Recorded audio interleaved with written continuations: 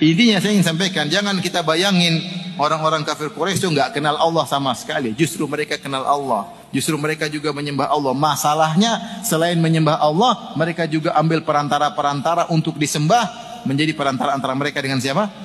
Allah. Baik, kita lanjutkan. Tadi kaidah pertama, sekarang kaidah kedua. Yaitu Syekh Muhammad Abdul Wahab ingin menjelaskan, loh, kalau mereka sudah tahu hanya Allah yang menciptakan alam semesta, lantas kenapa mereka menyembah kepada selain Allah? Kenapa kepada Lata, kenapa kepada Uzza, kenapa kepada Manat, kenapa kepada Hubal, kenapa kepada berhala-berhala lainnya? Maka beliau berkata, Al-qaidatu tsaniyatu, kaidah yang kedua. Annahum yaqulun, mereka orang-orang musyrikin Arab dahulu berkata, ma da'awnahum wa tawajjahna ilaihim illa li talabil qurbati wasyafa'ah. Tujuan kami mendekatkan diri kepada berhala-berhala, kepada sembahan-sembahan kami cuma dua. Al-qurbah wasyafa'ah, agar kami lebih dekat kepada Allah. Kalau langsung sama Allah enggak sampai, harus lewat perantara. Dengan lewat perantara ini maka kami lebih dekat dengan Allah. Yang kedua, agar mereka memberi syafaat. Agar memberi syafaat di sisi Allah. Sehingga kalau kami minta-minta sesuatu dengan lewat mereka lebih mudah.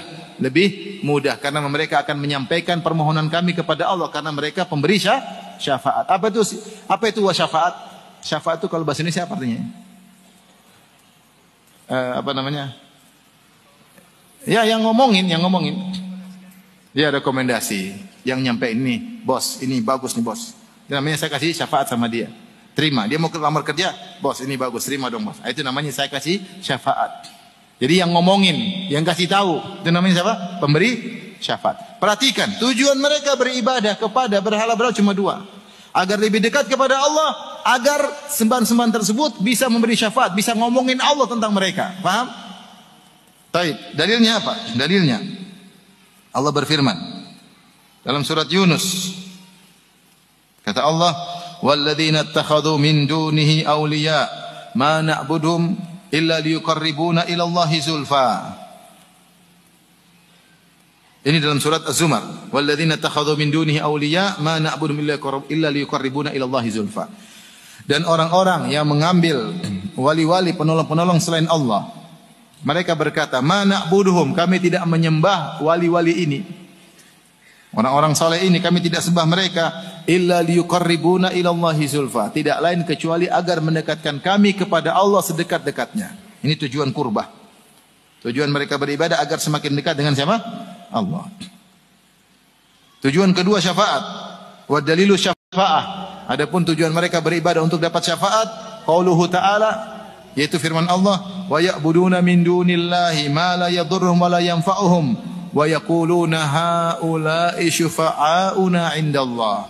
Mereka beribadah kepada selain Allah yang tidak bisa beri mudarat kepada mereka dan tidak bisa beri manfaat kepada mereka, dan mereka berkata, haula'i, sesembahan-sembahan kami ini siapa? Syufa'auna 'indallah, adalah pemberi syafaat bagi kami di sisi Allah Subhanahu wa taala. Itu tujuan mereka. Itu tujuan mereka. Dan inilah hakikat kesyirikan yang mereka lakukan. Jadi ingat, mereka ketika beribadah kepada berhala-berhala ini hanyalah simbol dari orang-orang soleh. Seperti yang Allah sebutkan dalam surat Nuh tentang berhala-berhala yang disembah di zaman Nabi Nuh. Allah berfirman, wa qalu la tadharunna alihatakum wa la tadharunna waddan wa la suwa'an wa la yaghutha wa ya'uqa wa nasra. Ketika Nabi Nuh berdakwah tentang tauhid, maka pembesar-pembesar kaum Nabi Nuh menasihati kaumnya. Mereka mengatakan, jangan sekali-sekali kalian tinggalkan sesembahan-sembahan kalian. Jangan sekali-sekali kalian tinggalkan Wad, Suwa, Yaguth, Ya'uq, Nasr, 5 orang. Ini semua sembahan mereka. Siapa 5 orang ini? Wad, Suwa, Yaguth, Ya'uq, Nasr. 5 orang ini ternyata kata Ibnu Abbas, haula'i asma'u rijalin solihin min qaumi Nuh. Ini 5 ini adalah 5 nama orang-orang soleh di zaman Nabi Nuh. Falamma halaku, tatkala 5 orang soleh ini meninggal dunia, banau ala majalisihim allati kanu yajlisuna fiha ansaba, maka mereka pun membangun berhala-berhala di tempat mereka sering bermajelis, sering zikir, sering beribadah, dibuat berhala-berhala. Wa sammauha bi asma'ihim, lalu mereka namakan dengan nama-nama berhala-berhala tersebut. Falamma nusiyal ilm, tatkala ilmu dilupakan, ubidat, akhirnya berhala-berhala ini disembah. Jadi berhala-berhala ini asalnya adalah orang-orang soleh. Dibangun untuk mengingat mereka, lama-lama disembah. Setan datang pelan-pelan kasih tahu, ini kalau kalian sembah bisa dekatkan kalian kepada Allah. Akhirnya mereka sembah. Demikian juga contoh Lata. Lata itu apa? Siapa? Berhala yang ada di Taif. Kata Ibnu Abbas dalam Sahih Bukhari, Lata kana rajulan salihan kana yalitu sawiqa lil hujjaj. Lata adalah seorang soleh yang dulu suka membagi-bagikan makanan gratis kepada jemaah haji.